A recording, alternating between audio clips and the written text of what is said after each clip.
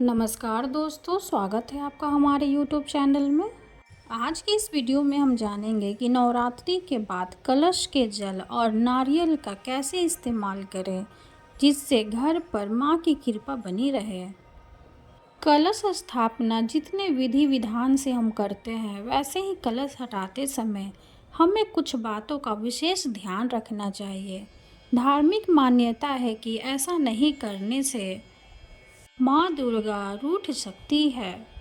नवरात्रि के पहले दिन कलश स्थापना के दौरान कलश के ऊपर नारियल रखने का विधान है। वहीं बहुत सारे घरों में जहाँ कलश स्थापना नहीं होता है, वहाँ माँ भगवती की प्रतिमा या तस्वीर के पास 9 दिनों तक नारियल रखा जाता है। अब प्रश्न उठता है कि नवरात्रि के बाद कलश के ऊपर रखे नारियल या प्रतिमा के पास रखे नारियल का क्या करना चाहिए। मान्यता है कि अगर इस नारियल का सही तरीके से विधान नहीं किया गया तो माता रानी नाराज हो सकती है। साथ ही आपकी 9 दिन की पूजा के संपूर्ण फल में भी दिक्कत आ सकती है।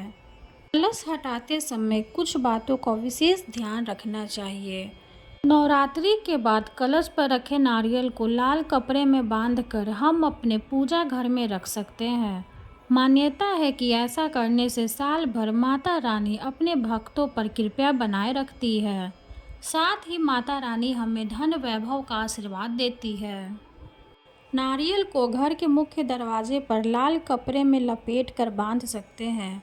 फिर अगली नवरात्रि के बाद पहले से बंधे नारियल को नदी में प्रवाहित कर दें और उसके स्थान पर नवरात्रि के बाद कलश से हटाए नारियल को उसी प्रक्रिया से बांध दें। अगर आप व्यापारी हैं तो व्यापार के स्थान पर भी उस नारियल को रख सकते हैं। इससे व्यापार में बरकत बनी रहती है। नवरात्रि में पारण पर कलश हटाने के बाद नारियल का प्रसाद भी घर के सदस्यों में बांट सकते हैं या कलश के नारियल को नदी में प्रवाहित कर सकते हैं। कन्या पूजन में भी नारियल का प्रसाद बांटा जा सकता है। कलश स्थापना के दौरान कलश के नीचे अक्षत चावल रखा जाता है। नवरात्रि के आखिरी दिन कलश हटाने के बाद चावल को घर के हर कोने में छिड़कना चाहिए। हिंदू धर्म में चावल सुख समृद्धि का प्रतीक माना जाता है। मान्यता है कि कलश के नीचे रखे चावल को घर में छिड़कने से कभी धन की तंगी का सामना नहीं करना पड़ता है।